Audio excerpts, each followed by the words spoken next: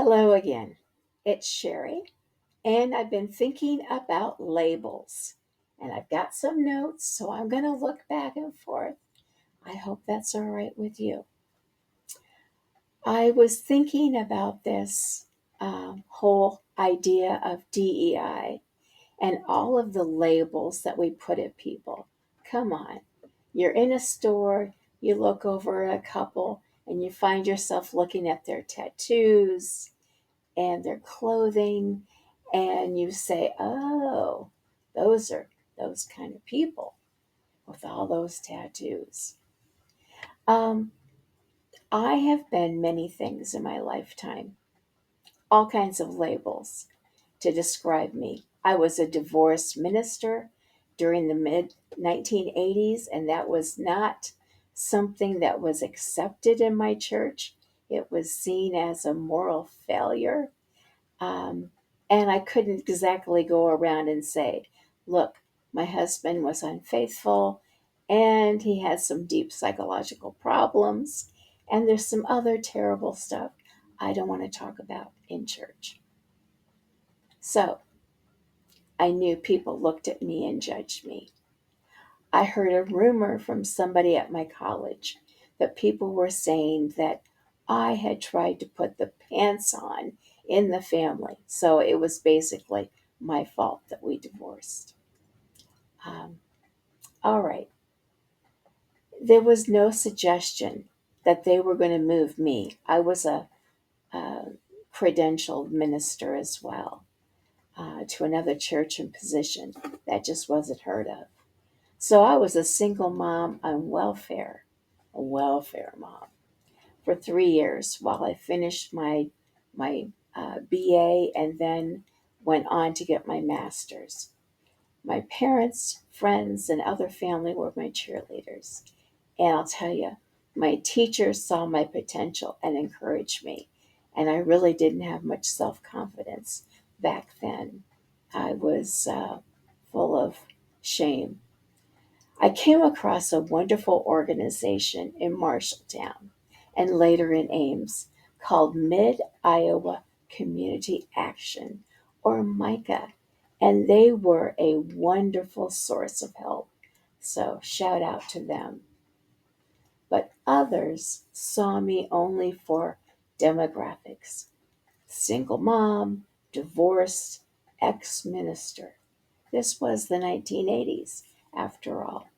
A teacher told me my children were very smart and might qualify for the gifted and talented program, but they came from a broken home.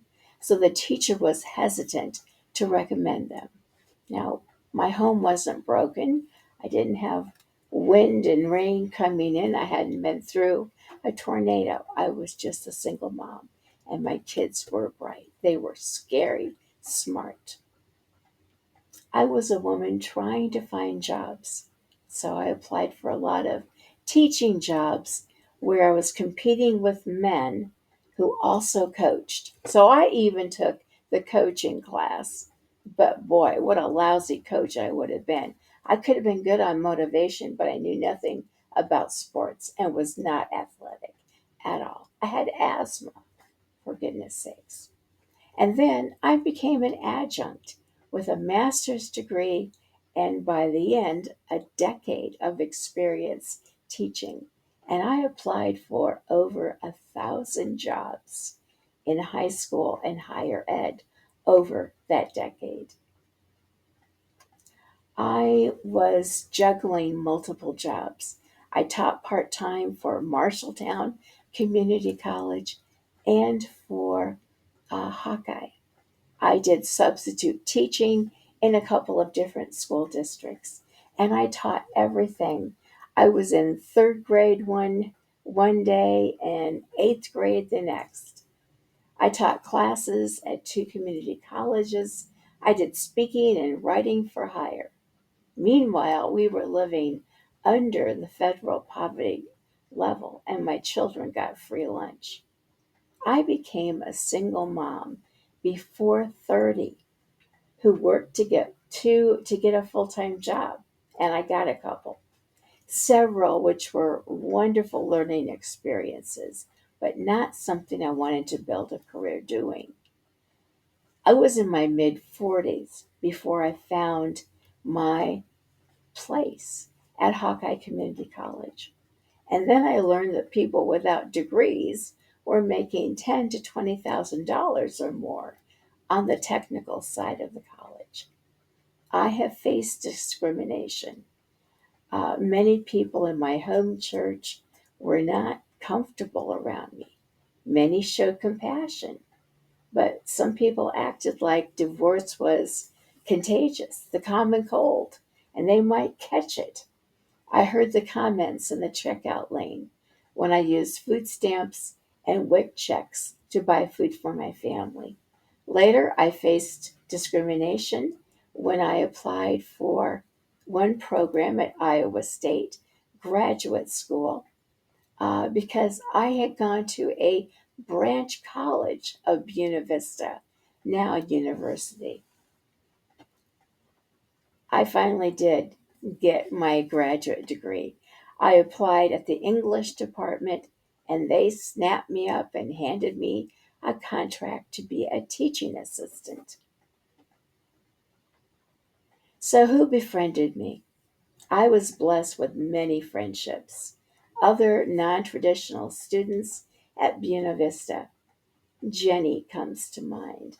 I developed friendships with other women on welfare, uh, like Pam, a lifelong friend who kind of showed me the ropes.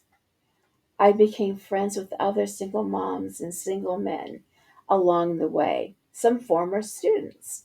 Hello to Glenn, Michelle, Melissa, Denny, Patty, and more. I reconnected with childhood friends. Thank you, Debbie, Deb, and Darla, now deceased. Darla.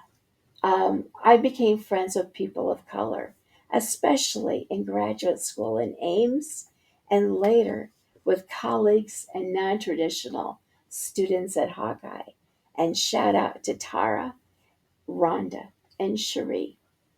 I had a former student come out to me, and Kevin became my roommate in Sioux City when we were both a long way from home. He was wonderful and helped with the children. Every day I came home and they were all in the kitchen doing homework, and Kevin was also sometimes making supper. I met more gay and lesbian friends through Kevin, who worked at the hospital in Sioux City. I also became friends with a nun who taught psychology, and she took me to a Bible study book club that was, well, to say, an eclectic mix of women who believed in dance liturgy, crystals, feminism, and more. It was heady stuff. I listened to their stories, and they listened to mine. And of course, I met the love of my life at Hawkeye when we both worked as adjuncts in the spring of 1992. Mike and I reconnected in 98 and married in 2000. Later in life, I developed scoliosis, which runs in my family. After taking early retirement, I began to use a rollator to help me get around and carry my bags. So add another label: disabled and retired and aging. All of us are more than the labels society put on us, or the labels we put on ourselves. Aren't we all? My life experience has taught me to look beyond the labels, but pay attention to them.